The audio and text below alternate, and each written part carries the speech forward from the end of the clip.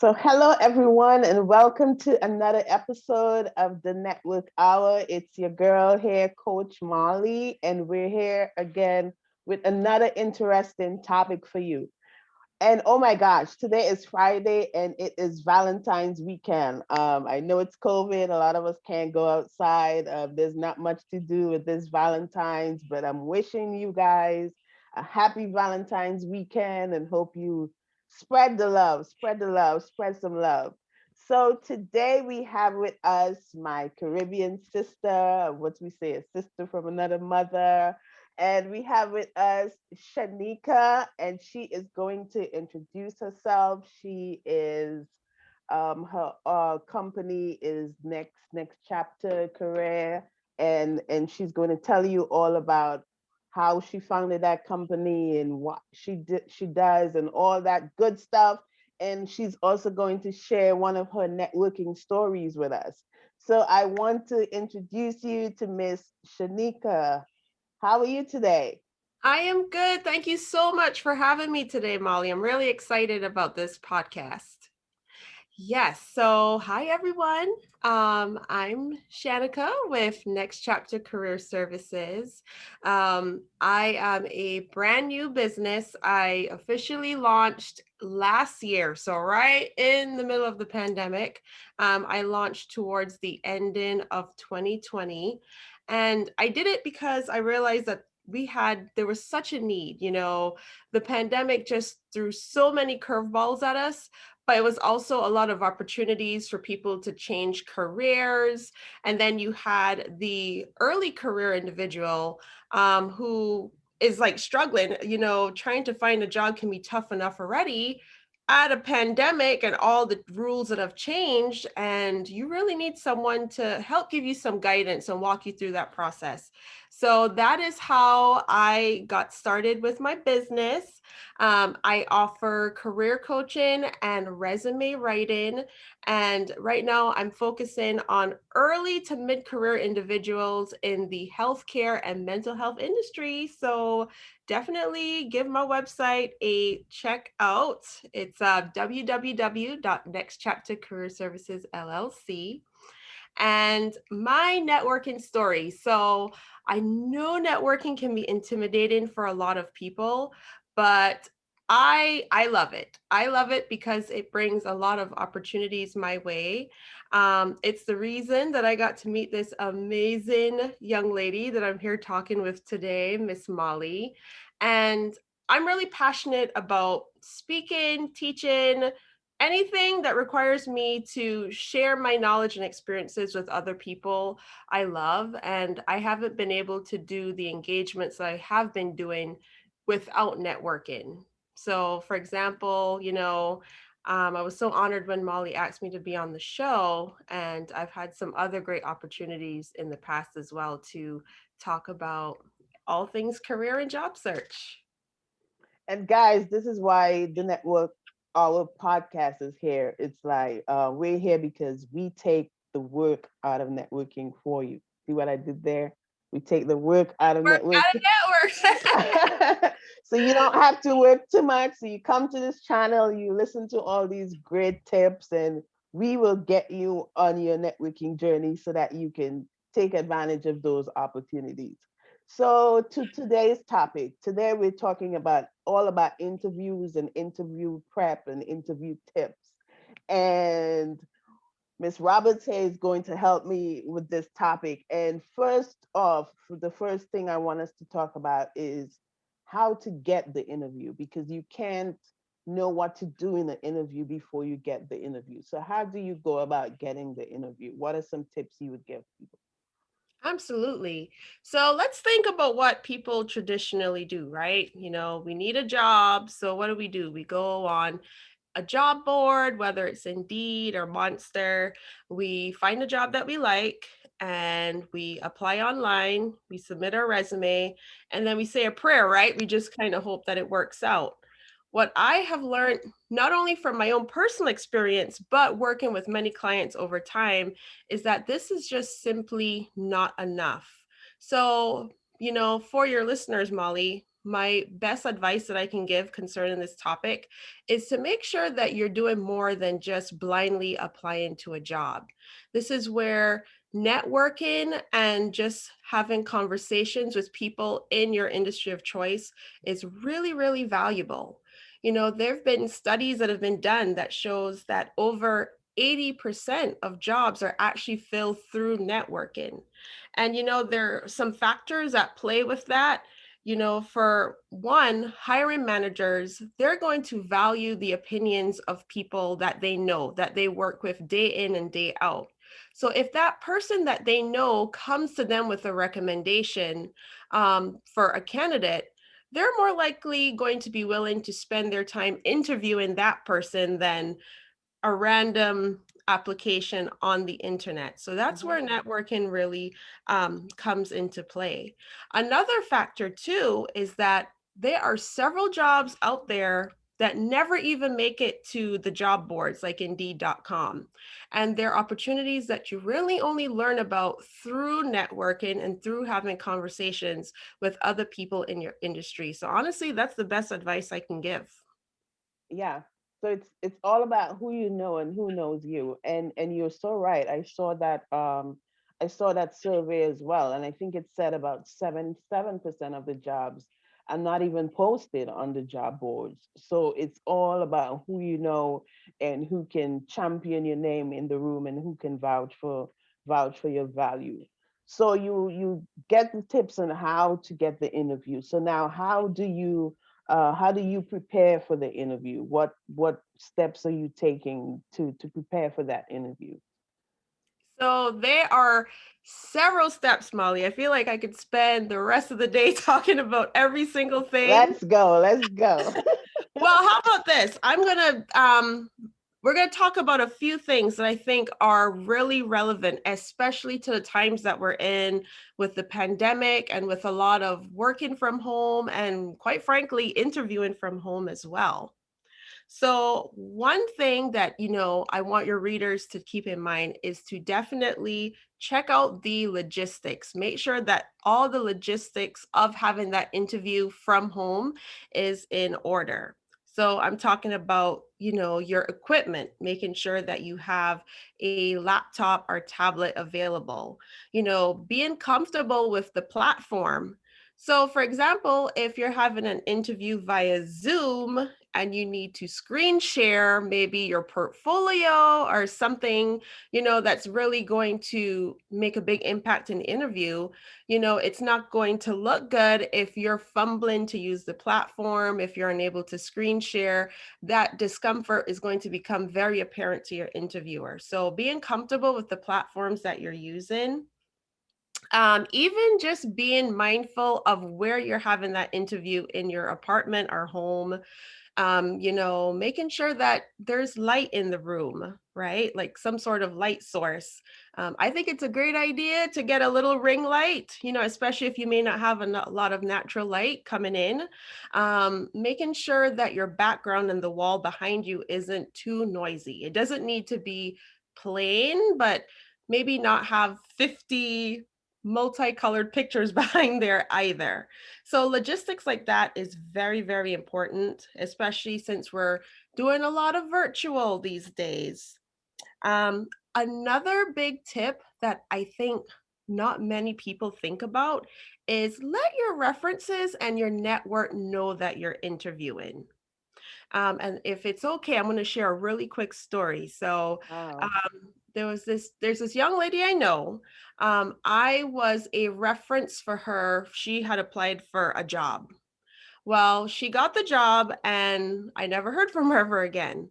Come to find out, she actually left that job, went back to the job market, applied for the job, and put down my name as a reference without me even knowing. So here I get this call in. I'm like doing something with my kid, and they're like, "Hey, we're calling on behalf of so and so with this company."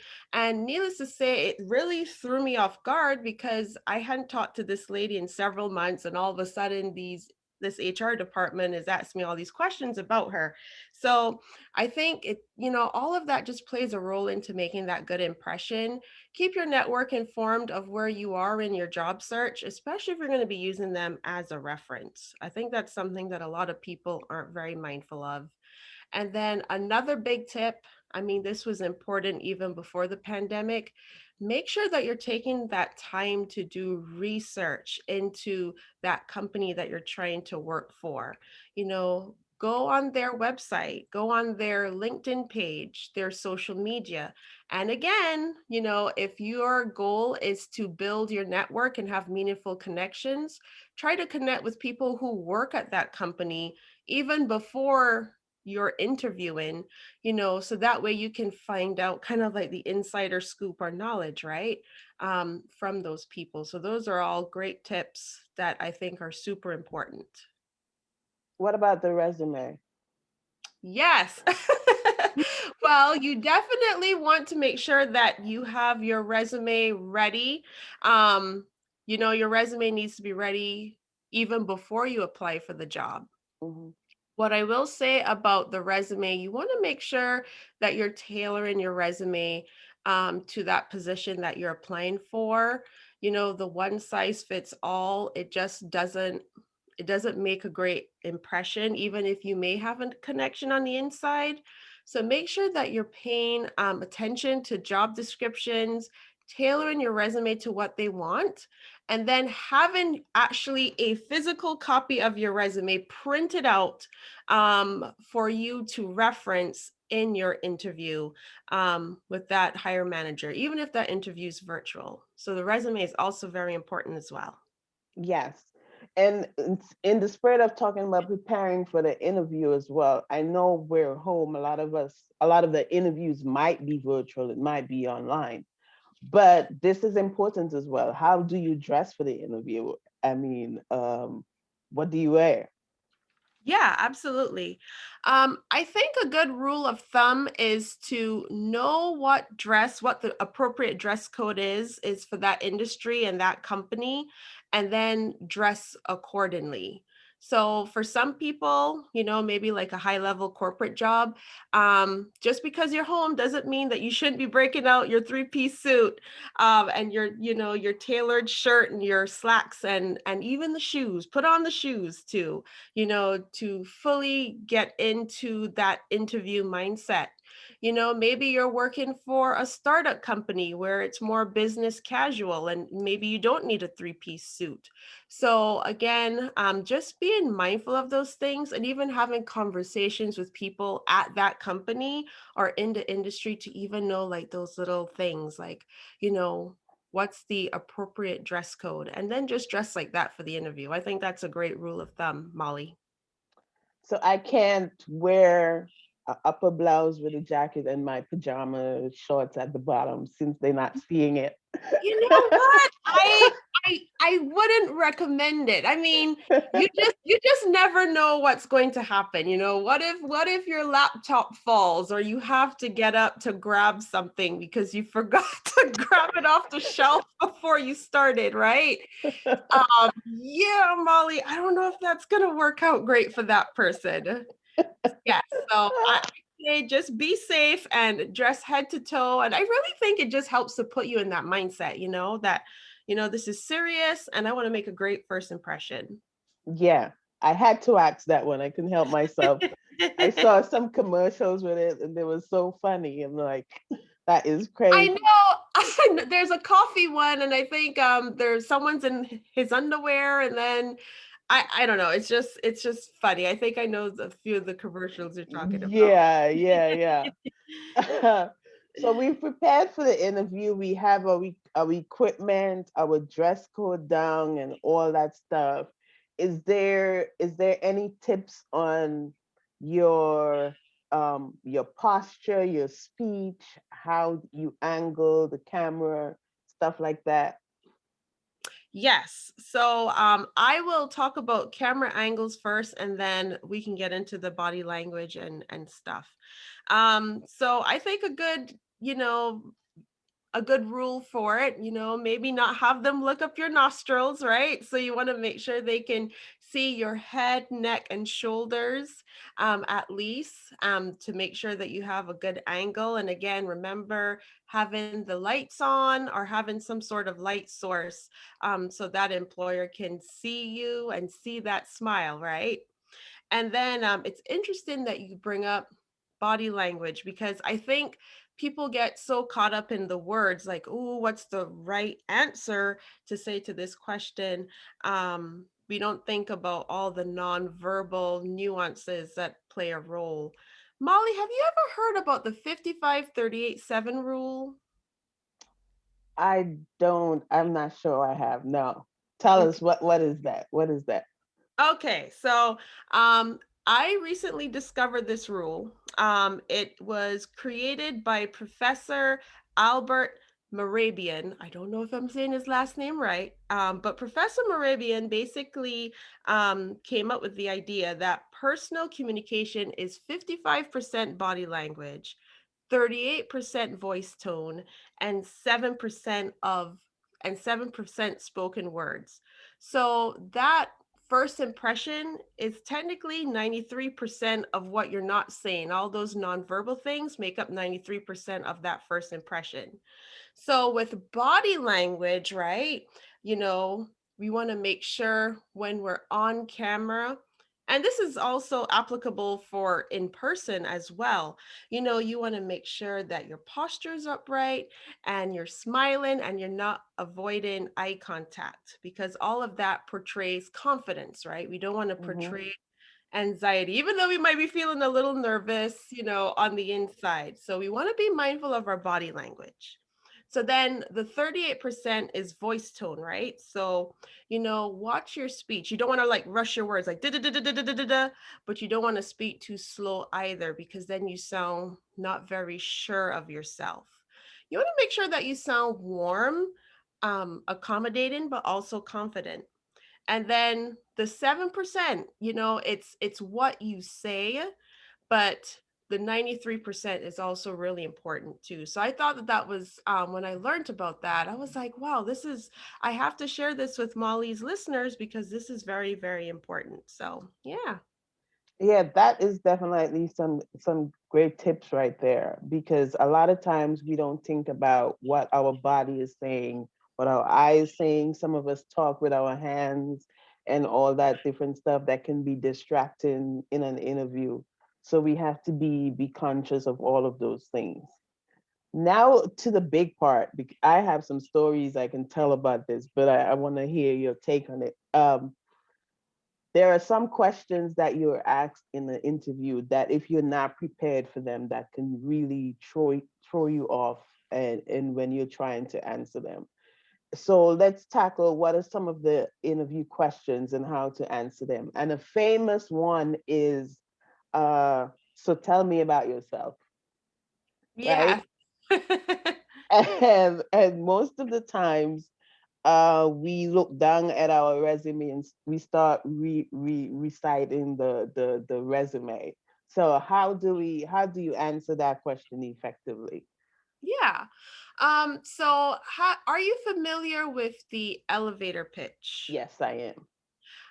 This question is just very similar to the elevator pitch, you know, 30 seconds or less. You're just hitting the highlights, of your skills and your background. So when employers ask, tell me about yourself, they want to hear basically the snapshot of your skills, your strengths, and why you want to work with them. 30 seconds or less.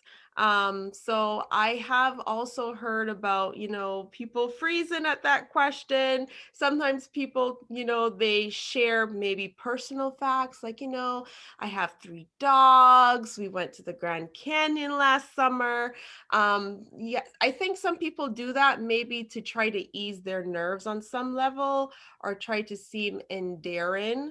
And I don't think it's wrong to maybe mention, I have a family, or, I'm from this community. However, you want to make sure you're keeping your answer really focused on your skills and why you want to work for that employer. So, yeah. Yeah, and you're so right about that. I think it's basically the what, the why, and the how, and Yeah, why you're so passionate about what you want to do. It's you telling them about your brand in a nutshell, and so absolutely. it's all about making sure that they see you for who you are. And so that question throws a lot of people off when you ask that question. A funny story is I remember interviewing at I think it was a trading company. That's when I was fresh out of grad school and I was thinking about working on Wall Street and all that stuff. And I went to interview at a trading company. And this question threw me for a loop. The employer, the person who was interviewing me asked me, so what if you were an animal, what animal would you be and why? And I was like, in my mind, I'm sitting there and I'm like, is he supposed to be asking me this question? Is this an interview question? I cannot believe this is an interview question. And so I had to pause for a bit, collect myself, and then come up with an answer. But if you're thrown those kind of questions in an interview, what do you do? I mean, any advice on something like that? Well, first practice, right? I mean, there's no way to predict what questions you're going to be asked, but I think it's always a good rule to have a list of practice questions and maybe throw a couple bizarre ones on there because I've personally never been asked those on the interview, but I have heard of other people, be asked, what superhero would you be? Or something crazy like that. And I think the idea behind that from the interviewer standpoint is they want to intentionally put you on the spot and see how you respond to that pressure. Does that make sense? So, are you able to think on your feet? Are you able to remain poised? Or does it kind of fall apart? So I think that's the intention behind it. So I think a great idea, add some bizarre questions to your practice list, and that way you've got some ideas just in case if it comes up. Yeah, and I'm glad you said that because that pushes me into another interview question form. There's usually behavioral questions that they ask you, and it's almost like you're taking a test, and it's almost like a ABCD section kind of a question. So speak a little bit about those kind of questions and why you think the company or the employer might be asking those questions as well. Oh, yeah, absolutely. So, behavioral questions are meant to assess how we might have acted in a past situation or in a previous scenario. And the basic idea behind this is that past behavior is a pretty good predictor of future behavior, right? I know that these can be kind of tricky and intimidating. However, there is a formula that you can use. And if you practice ahead of time using that formula, I find, it usually goes a lot smoother. And this is something I've actually practiced with college students, with graduates, and a couple other clients that I've worked with before. And I always recommend using the acronym STAR, STAR. So S stands for situation. So whatever that thing is, just say what the situation was, what the problem was that you had to solve. And then the T in STAR stands for task. What was your role? Were you the leader? Were you the follower? What role did you have in regards to that situation or problem? And then A is for action. Just briefly outline what steps of action you took to address that problem or situation. And don't forget R. R is for results. So employers, they don't just want to hear what you did, but they want to hear the outcome. Did you save your employer money? Did you gain more customers as a result? Did you avoid a lawsuit? Whatever that outcome is, make sure that you're mentioning that as well. And just because I'm so pandemic minded, and I really want our job seekers to have, as much ideas as they can as they approach job search in these times. I have been finding that employers are going to be asking a lot of behavioral and just interview questions, period, surrounding their use of technology as well as how they handle some sort of pressure or stress, because that's a lot of what we've had to do. So they're going to be hiring people. A lot of people are going to have to work from home. They want to make sure that they're able to be good with time management, that they're not going to get easily distracted when they should be able to work on a project and be able to use technology comfortably and effectively. So those would be some areas to prepare for in terms of your practice list of questions moving forward. Yes. And there's one last one I want to touch on. It's one of the killer questions as well. Um, is the strengths and weaknesses question. hmm Yes. You know what? Yes, that is a tough one. And I've had people definitely ask me, well, what do I do? Like, I feel like this is a trick question. Like, I'm just automatically going to be out of the running if I answer this wrong. So, my recommendation for, well, let's talk about weaknesses. I think strengths are easier than weaknesses. I think people get thrown off by the weakness question. People will typically, maybe say something that's positive, but they try to reframe it as a weakness, like I work too hard or I'm a perfectionist. So recruiters and hiring managers, they've heard it 1,000 times, and they know that's like the go-to answer when it's like you gotta answer it, but you don't want to look bad. So you'd actually be helping yourself if you don't say those things, and standing out more, because they're probably every other candidate's probably going to say those, right? Mhm. So I recommend saying something that is more situational rather than personality based. So you don't want to say, well, my weakness is I'm not a people person, right? So situational, not personality based. You also want to be saying something that isn't a key responsibility or related to a key responsibility for that job. So for example, if you're interviewing for a nursing job and you say you're not a people person, not only have you said something personality wise, which you can't really change, you've also said something. I mean, being around people is a key aspect of that job, right? So you don't want to say something that's a weakness that plays a very key role into you being able to do that job. Um, Better examples of things that you can say is, you know, maybe you live in a community where there are multiple languages and you're not fluent in all of them, or maybe you just need to get better at using your Outlook calendar if, that's not going to be a big part of your job.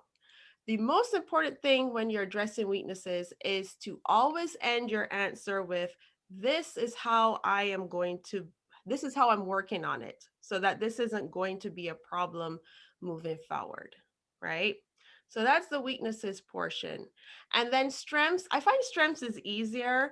Don't overthink it, just reflect on your skills, your background, and just pick the best thing that you're good at, right? What are you the best at? What do you thrive, or what are you most passionate about?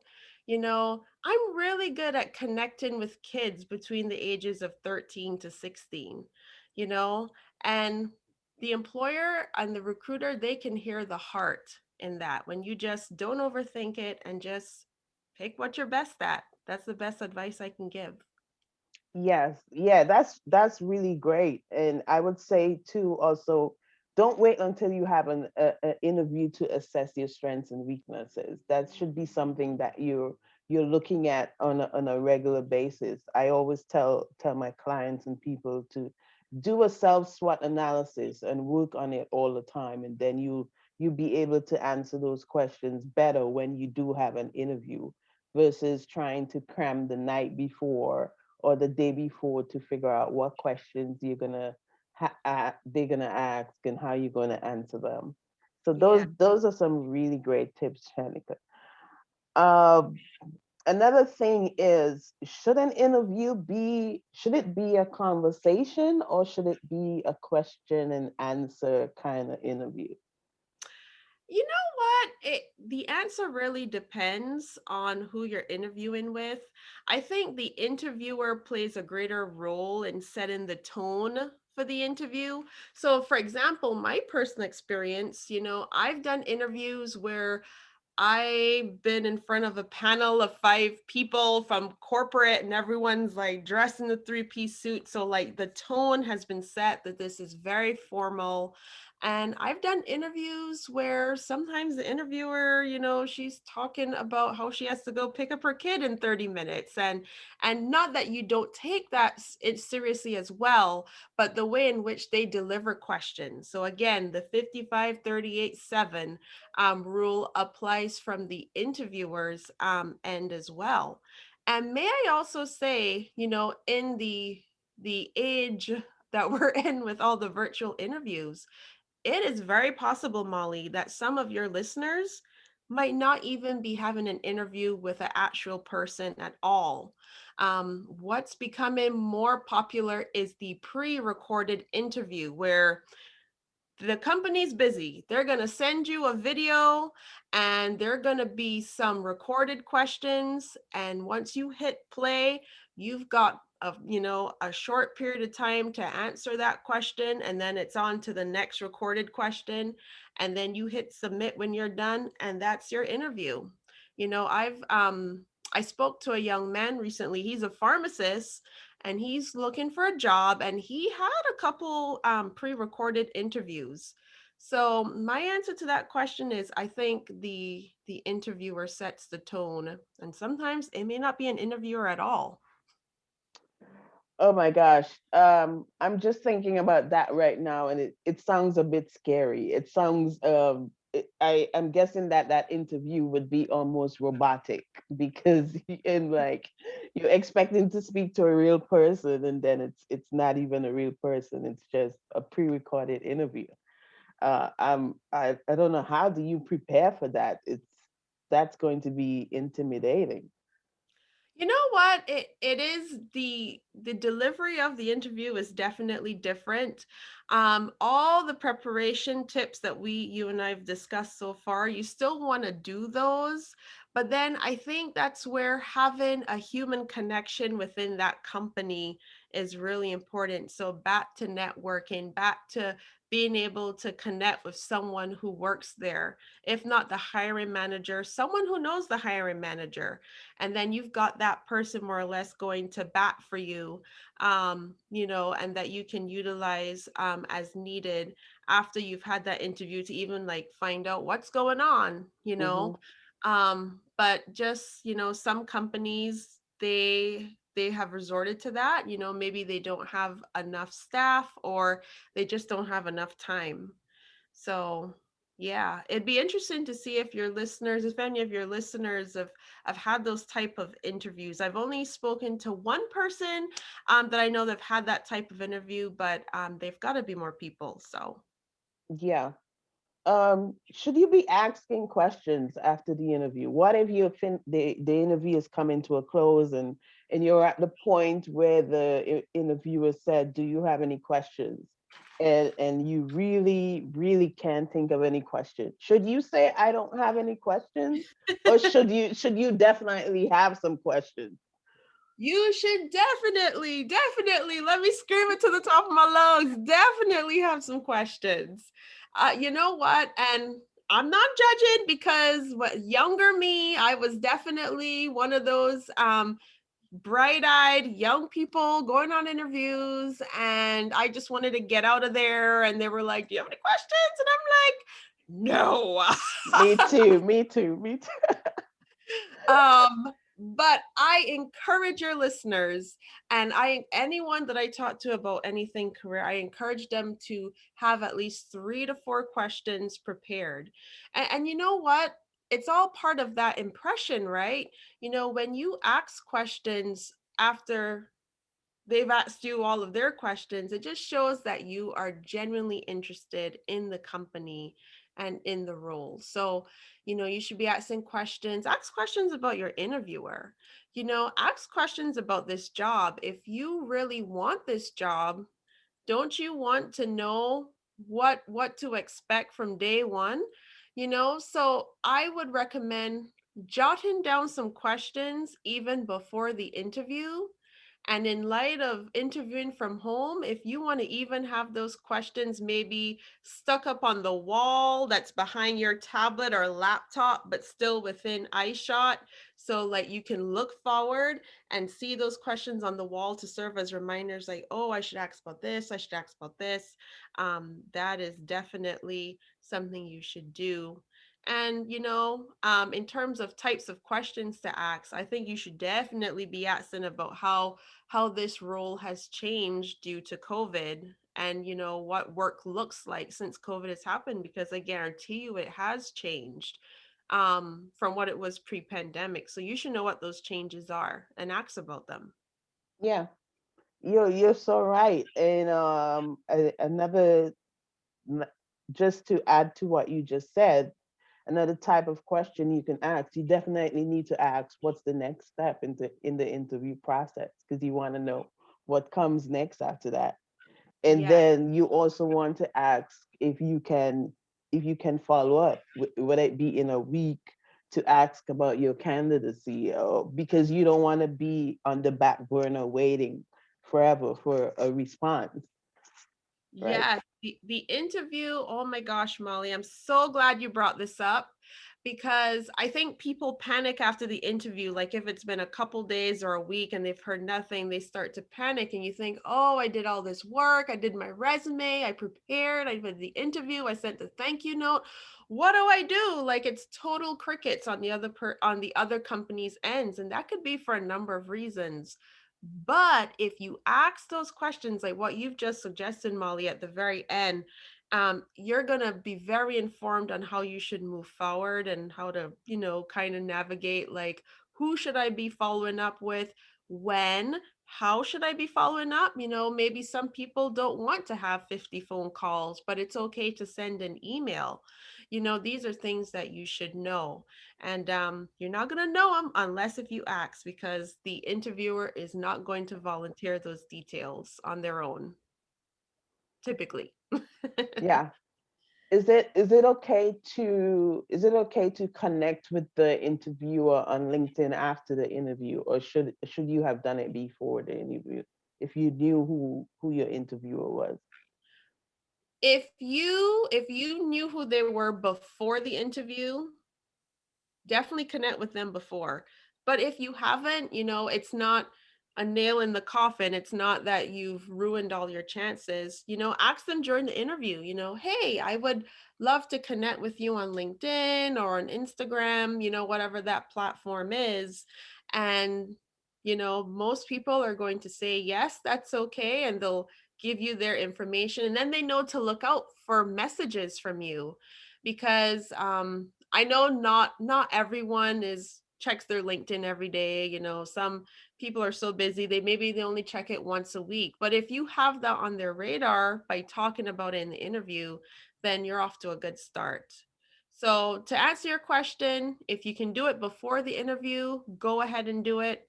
If you haven't and you've already had your interview, even after your interview is over, you can still go out, reach out and connect to that person on LinkedIn.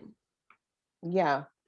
Some further tips on what do you do while you're waiting on that response? What are some things that you can do to probably um, be at the top of the candidacy, or just, I would say networking would be one of them, but what are some other things that you can do while you're waiting to hear back from your interviewer? Yes, while you're waiting to hear back from your interviewer about a hiring decision, um, for one, keep taking more interviews. Even if you're really excited about that position and not as excited about the others, I still recommend take in as many interviews as you can so that you have options. And also, if you get more than one offer, that I feel like that makes salary negotiation a lot easier when you get to that round. Um, Other things you can be doing, if you haven't already, do some research into what you are worth on the market. Some employers will disclose what a position is worth, like how much the salary is. They'll even put in the job description. And some employers kind of hold that information close because they want to do that negotiation dance. All employers are different. So if you don't have that information, or that information has not been volunteered to you, you really should go out there and find out what you're worth on the market. LinkedIn is one place you can find that out. There are other platforms, or salary.com, that you can also use as well. If you type in, what that job title is, there are even questionnaires where they'll ask you, what's your education level, how many years of experience that you have. So they really try to tailor it to an accurate number. That's also something else that you should be doing. Oh my God, I'm so glad that you brought that up because my another question I wanted to ask you is, do you bring up a salary at the initial stage of an interview? Do you talk about money? I recommend having them bring it up before you do. I wouldn't even talk about it until they do. And most of the time, an employer will only bring it up if they're considering making you an offer. Hmm. I mean, that doesn't happen all the time. Some people will bring it up from the very first round of interviews, but I would always recommend the employer bringing it up and then try to get them to say what that number is first. Yeah. And how do you handle if you're being asked by the employer, what's your salary? What's your salary? What do you expect in a salary? I know I've heard some people say that they're not supposed to ask that question, but I've had employers ask me that question more than once. So how do you answer that question when they're putting you on the spot to ask you what salary do you want in the position? Well, I think before you can answer that, you need to know some things first, right? So you need to know what that position is worth on the market. So by doing your research, even talking to your network if you have one within the company, so they can kind of give you. They may not know, but they may know, especially if they have the same job title or they're in the same department. They may know what it is, and also know what you need to make.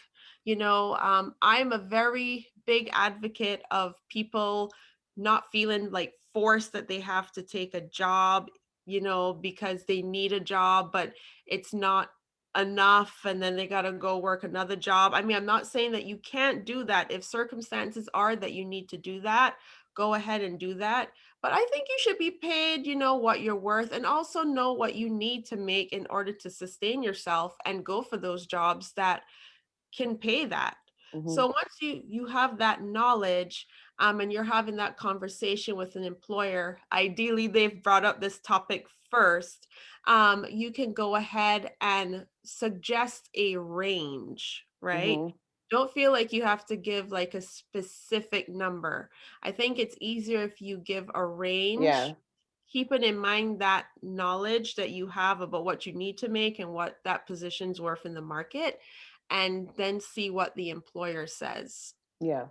So Yeah. guys, you say based on my research, this Based is on what my this is what I see that this position offers, right? research. You have to kind of throw it back on them, so to speak. So because I think sometimes when they ask you that, almost to me it feels like a trap, right? Because Mm, you want me to say a figure, and then when I say a figure, it's like I'm boxed into a hole because you, mhm, the employer, can then say, well, that's too high for me, or well, if and then if you lowball it, then they might be like, well, she doesn't think she's worth that, so why are we gonna pay her this, or something to that effect. So it's, yeah, it's definitely better to do your research, and then if you're asked that kind of a question, to say, based on my research, this is what or not. Yes. And I think given a range helps to make it a more comfortable conversation from the job seeker's point of view, because you are right, it's money, talking about money, you don't want to come off like too entitled, but you don't want to be lowballed either. So I think, given a range is an easier way to have that conversation. Yeah, definitely. So I'm kind of out of questions, but what are your we're gonna have to come back and do this again, because there's so much things to get into, and I hope our listeners are taking notes and really taking stock of these things, because these are some really important tips, especially doing interviews online and not in person. So before we end this, what are some final tips that you want to give our listeners, to make sure that they really take these tips into consideration when going into that interview? Absolutely. Definitely do your preparation before. Don't just wing it. I think doing research into that employer, going on their social media, going on their website to figure out what they do, why they do it, who the players are, who the leaders are is important. Making sure that in your resume, as well as in your preparation for interview questions, make sure that you're addressing things that are just relevant to the times, being able to work under pressure, being able to work independently and with using technology, and, know your worth, like we talked about. Do your research. So, Shanika, this has been so amazing. This has been some wonderful interview tips, and I want you to tell the listeners again, where to contact you, where they can get your expertise if they want to hire you for their to be their coach, career coach. Tell them about next chapter career services and how they can get in touch with you. Absolutely. So, like I said early in the podcast, I am a career coaching and resume writing service for people targeting the mental health and healthcare industries. I love working with entry level, new grads, people with under 5 years experience, but I also can work with mid career professionals as well. My website is www.nextchaptercareerservicesllc.com. I have a contact form on the homepage. You can learn a little bit about what I do over there.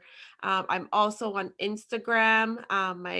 I am at shani.nextchapter. So please follow me, over there. I'm also dropping tips and little tidbits on a weekly basis to help out job seekers. Actually, for Valentine's Day, because girl, you was talking about the Valentine's Day weekend. Right now on my website, I actually have a code where you can get 10% off any resume writing package. And that code is, let's see, you know what? I'm going to pass along that code to Molly, and then you can look for it in the podcast notes. But Yes. I do have a code. So, and it's also on my Instagram page. So you can also check that out as well. Yes. Thank you so much to Miss Roberts, the Next Chapter Career Services LLC. And as always, this has been the Network Hour with your coach Molly. And as always, we do a networking quote before I leave. So the networking quote of today is: networking is a lot like nutrition and fitness. We know what to do. The hard part is making it a top priority. And this quote is by Herminia Ibarra. Hope I'm pronouncing that correctly.